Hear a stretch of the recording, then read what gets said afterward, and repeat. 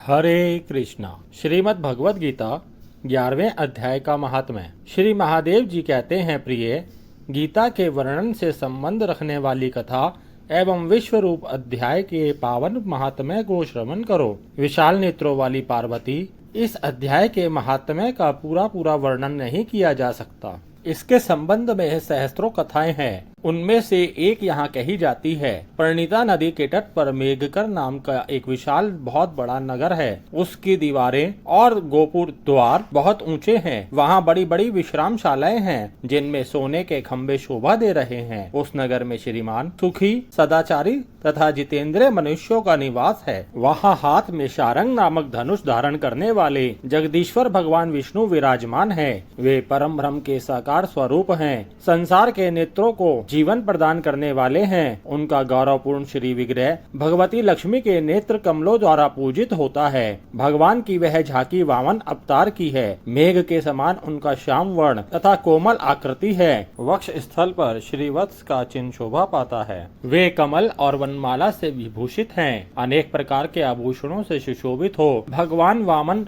रतन युक्त समुद्र के सदृश जान पड़ते हैं। पीताम्बर से उनके श्याम विग्रह की कांति ऐसी प्रतीत होती है मानो चमकती हुई बिजली से घिरा हुआ सृंद मेघ शोभा पा रहा हो। उस भगवान वामन का दर्शन करके जीव जन्म एवं संसार के बंधन से मुक्त हो जाता है। उस नगर में मेखला नामक महान तीर्थ है जिसमें स्नान करके मनुष्य शाश्वत बैकुंठ को प्राप्त होता है। वहाँ जगत के स्वामी करुणा सागर भगवान नरसिंह का दर्शन करने से मनुष्य 7 जन्मों के किए हुए घोर पाप से छुटकारा पा जाता है। जो मनुष्य मेखला में गणेश जी का दर्शन करता है वह सदा दुस्तर विघ्नों के भी पार हो जाता है। उसी में गंकर नगर में श्रेष्ठ ब्राह्मण थे जो ब्रह्मचार्य परायण, ममता और अहंकार से रहित, वेद शास्त्रों में प्रवीण, जितेंद्रिय तथा भगवान वासुदेव के शरणागत थे। उनका नाम सुनंदन था। प्रिय, वे शारंग धनुष धारण करने वाले भगवान के पास गीता के 11वें अध्याय विश्व रूप दर्शन योग का पाठ किया करते थे।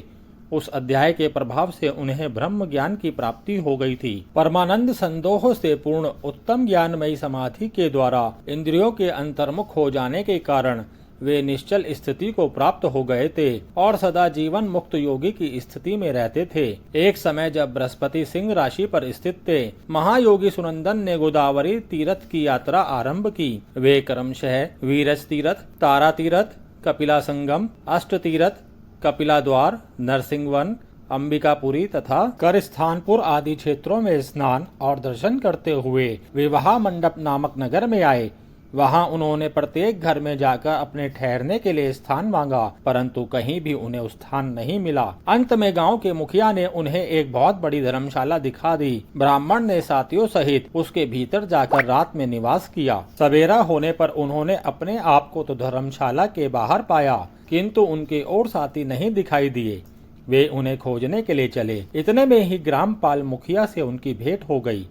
ग्रामपाल ने कहा, मुनिश्रेष्ठ, तुम सब प्रकार से दीर्घ आयु जान पड़ते हो। सौभाग्यशाली तथा पुण्यवान पुरुषों में तुम सबसे पवित्र हो। तुम्हारे भीतर कोई लोकोत्तर प्रभाव विद्यमान है। तुम्हारे साथी कहाँ गए और कैसे इस भवन से बाहर हुए, इसका पता लगाओ। मैं तुम्हारे सामने इतना ही कहता हूँ कि तुम्हारे जैसा तपस्वी मुझे दूसरा कोई नहीं दिखाई देता। विप्रवर, तुम्हें किस महामंत्र का ज्ञान है, किस विद्या का आश्रय लेते हो तथा किस देवता की दया से तुम्हें अलौकिक शक्ति आ गई है। भगवान, कृपया करके इस गांव में रहो, मैं तुम्हारी सेवा करूंगा। यूं कहकर ग्रामपाल ने मुनीश्वर सुनंदर को अपने गांव में ठहरा लिया। वह दिन रात बड़ी भक्ति से उनकी सेवा टहल करने लगा। जब 7-8 दिन बीत गए तब एक दिन प्रातःकाल आकर वह बहुत दुखी हो महात्मा के सामने रोने लगा और बोला, हाय, आज रात में राक्षस ने मुझ भाग्यहीन के बेटे को चबा लिया। मेरा पुत्र बड़ा ही गुणवान और भक्तिमान था। ग्रामपाल के इस प्रकार कहने पर योगी सुनंद ने पूछा, कहाँ है वह राक्षस और किस प्रकार उसने तुम्हारे पुत्र का भक्षण किया है? ग्रामपाल बोला, ब्राह्मण, इस नगर में एक बड़ा भयंकर नरभक्षी राक्षस रहता है। वह प्रतिदिन आकर इस नगर के मनुष्यों को खा लिया करता था। तब एक दिन समस्त नगरवासियों ने मिलकर उससे प्रार्थना की, राक्षस, तुम हम सब लोगों की रक्षा करो। हम तुम्हारे लिए भोजन की व्यवस्था किए देते हैं। यहाँ बाहर के जो पथिक रात में आकर नींद लेने लगे उनको खा जाना। तब इस प्रकार नागरिक मनुष्यों ने गांव के मुझ मुखिया द्वारा इस धर्मशाला में भेजे हुए पथिकों को ही राक्षस का आहार निश्चित किया। अपने प्राणों की रक्षा के लिए ही उन्हें ऐसा करना पड़ा। तुम भी अन्य राहगीरों के साथ इस घर में आकर सोए थे, किंतु राक्षस ने उन सबको तो खा लिया, केवल तुम्हें छोड़ दिया है। द्विजोत्तम, तुम में ऐसा क्या प्रभाव है, इस बात को तुम ही जानते हो। इस समय मेरे पुत्र का एक मित्र आया था, किंतु मैं उसे पहचान ना सका। वह मेरे पुत्र को बहुत ही प्रिय था, किंतु अन्य राहगीरों के साथ उसे भी मैंने उसी धर्मशाला में भेज दिया। मेरे पुत्र ने जब सुना कि मेरा मित्र भी उसमें प्रवेश कर गया है, तब वह उसे वहां से ले जाने के लिए गया, परंतु राक्षस ने उसे भी खा लिया। आज सवेरे मैंने बहुत दुखी होकर उस पिशाच से पूछा, ओ दुष्टात्मन, तूने रात में मेरे पुत्र को भी खा लिया। तुम्हारे पेट में पड़ा हुआ मेरा पुत्र जिससे जीवित हो सके, ऐसा कोई उपाय यदि हो तो बता। राक्षस ने कहा, ग्रामपाल, धर्मशाला के भीतर घुसे हुए तुम्हारे पुत्र के ना जानने के कारण मैंने भक्षण किया है। अन्य पथिकों के साथ तुम्हारा पुत्र भी अनजान में ही मेरा ग्रास बन गया है। वह मेरे उदर में जिस प्रकार जीवित और रक्षित रह सकता है, वह उपाय स्वयं विधाता ने ही कर दिया है। जो ब्राह्मण सदा गीता के 11वें अध्याय का पाठ करता हो, उसके प्रभाव से मेरी मुक्ति होगी और मरे हुओं को पुनः जीवन प्राप्त होगा। यहाँ कोई ब्राह्मण रहते हैं जिनको मैंने एक दिन धर्मशाला से बाहर कर दिया था। वे निरंतर गीता के 11वें अध्याय का जप किया करते हैं। इस अध्याय के मंत्र से 7 बार अभिमंत्रित करके यदि वे मेरे ऊपर जल का छींटा दें तो निसंदेह मेरा शाप से उद्धार हो जाएगा। इस प्रकार उस राक्षस का संदेश पाकर मैं तुम्हारे निकट आया हूँ। ब्राह्मण ने पूछा, ग्रामपाल, जो रात में सोए हुए मनुष्यों को खाता है, वह प्राणी किस पाप से राक्षस हुआ है? ग्रामपाल बोला, ब्राह्मण, पहले इस गांव में कोई किसान ब्राह्मण रहता था। एक दिन वह अगहनी के खेत की क्यारियों की रक्षा करने में लगा था। वहां से थोड़ी ही दूर पर एक बहुत बड़ा गिद्ध किसी राही को मार कर खा रहा था। उस समय एक तपस्वी कहीं से आ निकले, जो उस राही को बचाने के लिए दूर से ही दया दिखाते आ रहे थे। गिद्ध उस राही को खाकर आकाश में उड़ गया। तब तपस्वी ने कुपित होकर उस किसान से कहा, ओ दुष्ट हलवाहे, तुझे धिक्कार है, तू बड़ा ही कठोर और निर्दयी है। दूसरे की रक्षा से मुंह मोड़कर केवल पेट पालने के धंधे में लगा है। अरे, जो चोर दाढ़ वाले जीव, सर्प, शत्रु, अग्नि, विष, जल, गिद्ध, राक्षस, भूत तथा बेताल आदि के द्वारा घायल हुए मनुष्यों की शक्ति होते हुए भी उपेक्षा करता है, वह उनके वध का फल पाता है। जो शक्तिशाली होकर भी चोर आदि के चुंगल में फंसे हुए ब्राह्मण को छुड़ाने की चेष्टा नहीं करता,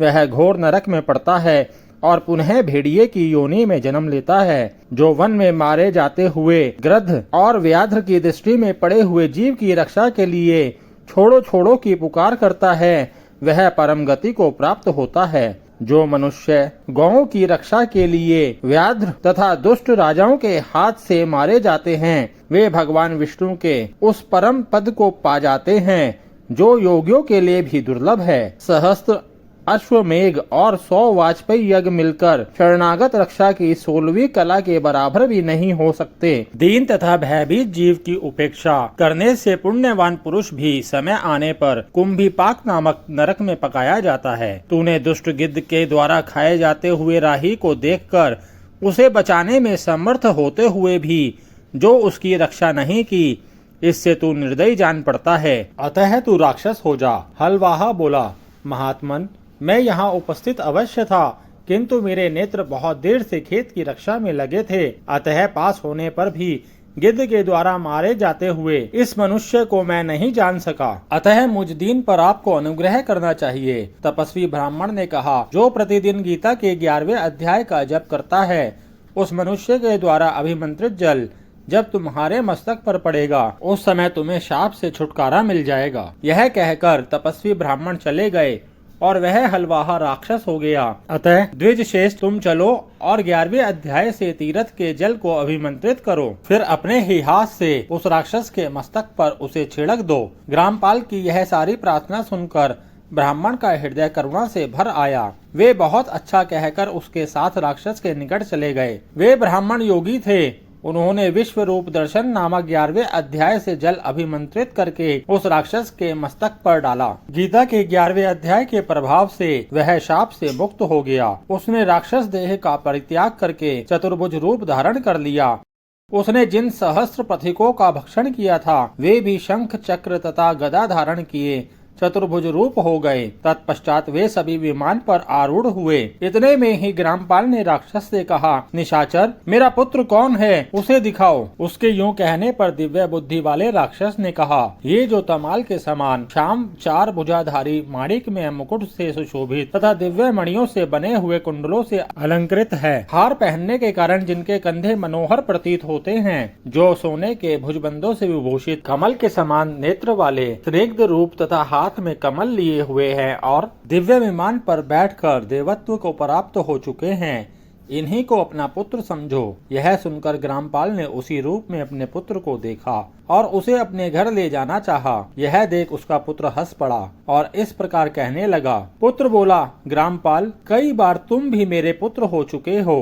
पहले मैं तुम्हारा पुत्र था, किंतु अब देवता हो गया हूँ। इन ब्राह्मण देवता के प्रसाद से बैकुंठ धाम को जाऊंगा। देखो, यह निशाचर भी चतुर्भुज रूप को प्राप्त हो गया। 11वें अध्याय के महात्म्य से यह सब लोगों के साथ श्री विष्णु धाम को जा रहा है। अतः तुम भी इन ब्राह्मण देव से गीता के 11वें अध्याय का अध्ययन करो और निरंतर उसका जप करते रहो। इसमें संदेह नहीं है कि तुम्हारी भी ऐसी ही उत्तम गति होगी। तात, मनुष्यों के लिए साधु पुरुषों का संग सर्वदा दुर्लभ है, वह भी इस समय तुम्हें प्राप्त है।